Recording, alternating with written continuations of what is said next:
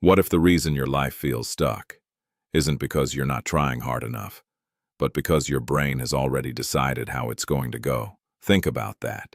Before you walk into a room, before you start something new, before you even try, you've already seen the outcome in your head, and most of the time, it's not working in your favor. You imagine messing up. You picture people judging you. You expect things to go wrong. And then, they usually do. Not because you're unlucky, but because your brain is following the script you gave it. Now here's the part that sounds crazy. Your brain doesn't know the difference between something vividly imagined and something real. Same signals, same emotions, same preparation. So if you constantly picture failure, your brain prepares you to fail. If you imagine confidence, your brain prepares you to perform. That's not motivation. That's biology. Now pause for a second. Be honest. When you think about your future, what do you actually see? Clarity, success, or stress, doubt, and confusion? Because whatever you're seeing, you're slowly becoming. And that realization changes everything. Now here's where it gets uncomfortable. Most people are mentally rehearsing a life they don't even want. They replay past mistakes. They imagine worst-case scenarios. They expect disappointment. And then they wonder, why does my life feel like this? But what if it's not random? What if your mind is practicing your reality every single day? Now think about this. Have you ever overthought something so much that when the moment came, you froze or messed it up? Not because you couldn't do it, but because you already experienced failure in your head. That's not lack of ability. That's mental conditioning. And here's a quiet truth most people won't admit. I spend more time imagining what could go wrong than what could go right. If that feels familiar, you're not alone. But this is where things change. Because once you see it, you can't unsee it. Your mind is always working, always imagining, always rehearsing. The question is, are you controlling it, or is it controlling you? Now here's the shift. Visualization isn't about dreaming. It's about direction, because your brain is like a filter. Whatever you focus on repeatedly, it starts to prioritize. If you think about problems, you notice more problems. If you think about opportunities, you start seeing options everywhere. Same world, different lens, different outcome. Now here's a question.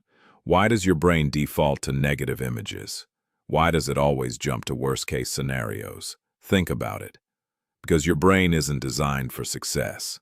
It's designed for survival. It scans for danger. It prepares for risk. It expects the worst. So you can avoid it. That worked when survival meant physical danger. But now, it's just holding you back. Because if you don't take control, your mind will keep visualizing fear, failure, rejection, and over time, that becomes your reality. Not because life is against you, but because your focus is. Now imagine this instead. Before your day even starts, you see yourself handling things well.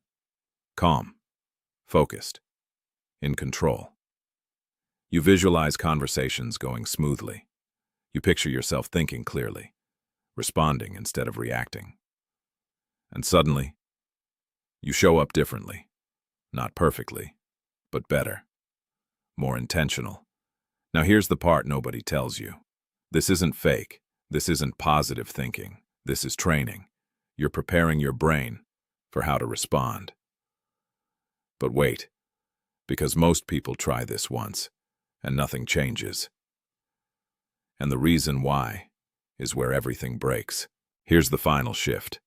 You stop treating visualization like something you do, and start treating it like who you are, because if it's just a technique, you'll use it sometimes, when you feel motivated, when things are going well.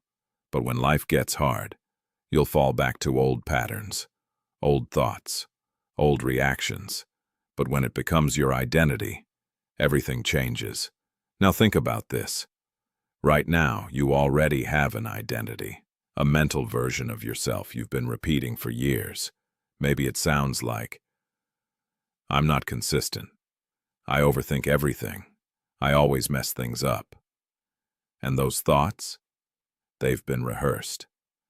Again and again, until they feel like facts. But they're not facts. They're patterns. And patterns can be changed. Now here's where it gets powerful.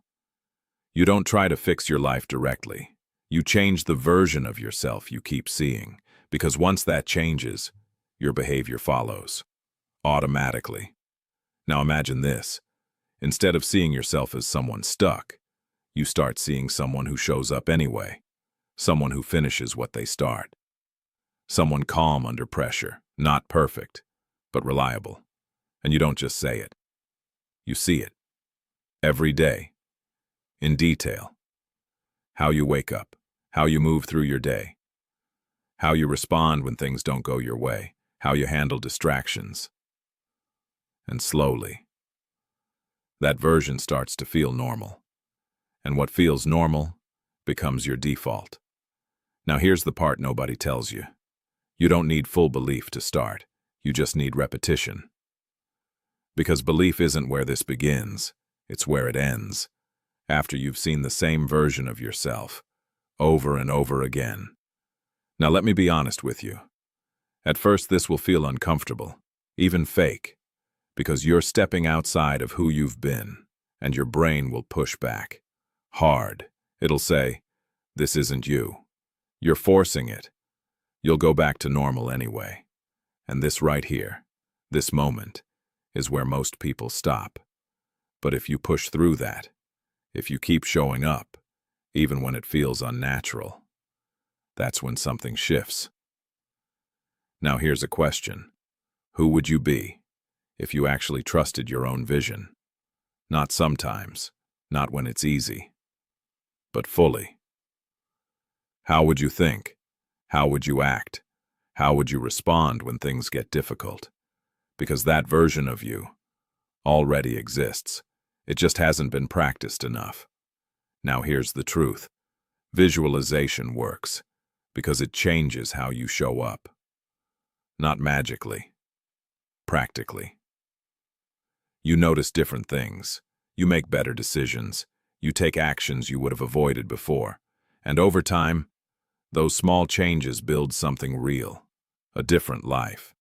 Now imagine walking into situations with clarity instead of confusion, with intention instead of reaction, with confidence instead of doubt. Not because life got easier, but because you got stronger, mentally, and that changes everything.